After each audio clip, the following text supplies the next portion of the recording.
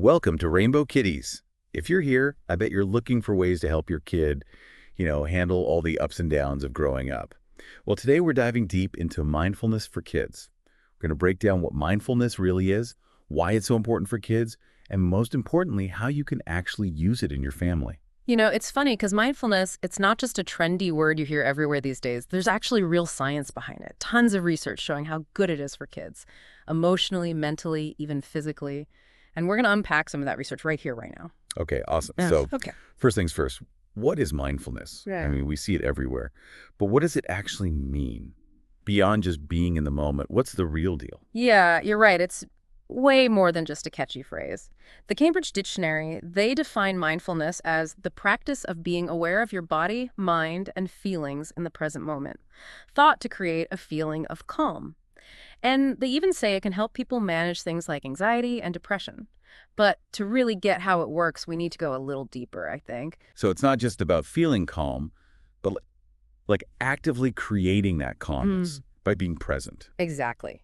The American Psychological Association, they describe it as awareness of one's internal states and surroundings. And what's really key here is that mindfulness can help us break free from those automatic habits, the ones that sometimes don't really help us.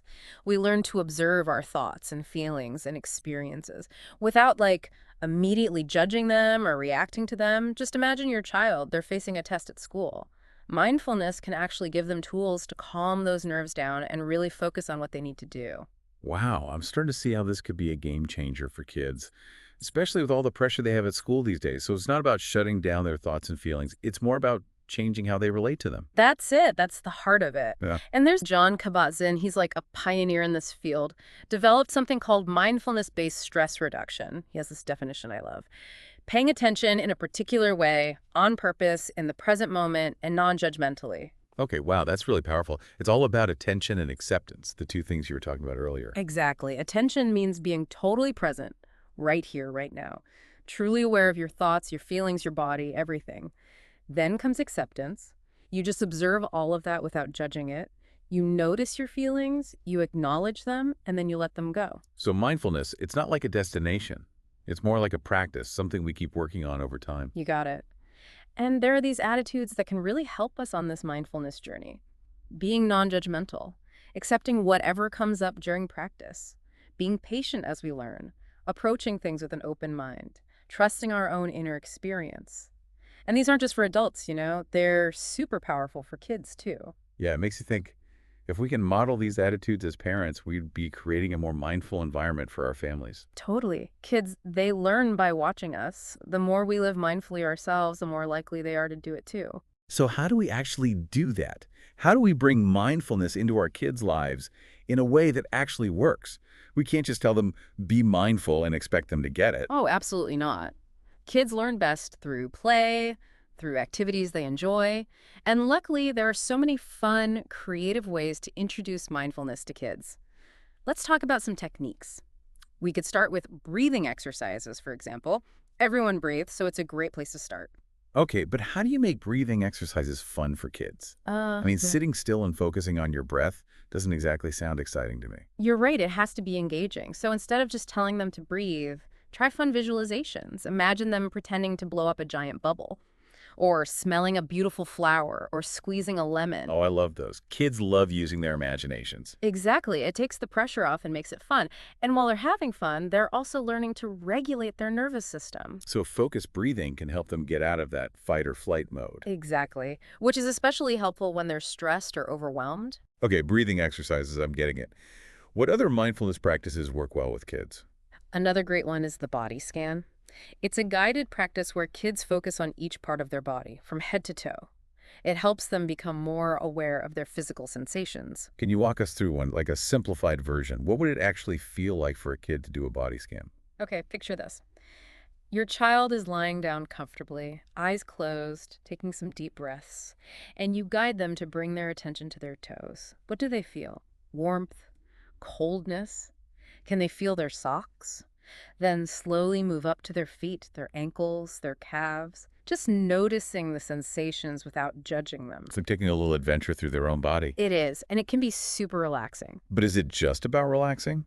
Or are there other benefits too? It is relaxing, and that's definitely valuable. But body scans can also help relieve tension, especially after physical activity. It's a good way to wind down. You mentioned your child has a lot of energy. Maybe a body scan would help them calm down after a busy day? It could. That's what's great about mindfulness. It can be adapted to fit different needs and personalities. Mm. And the more we practice ourselves, the better we can guide our kids. Okay, so we've got breathing exercises and body scans. What else is there? Well, mindful listening is another fantastic practice. It's about really tuning into the sounds around us, paying attention to what we hear instead of just zoning out. I see how that connects to attention. Yeah. But how do you actually make listening mindful? It's like turning everyday sounds into something special. Try fun activities like listening for a bell to fade away or identifying different sounds in the environment. You could even make it a game. Who can hear the farthest sound?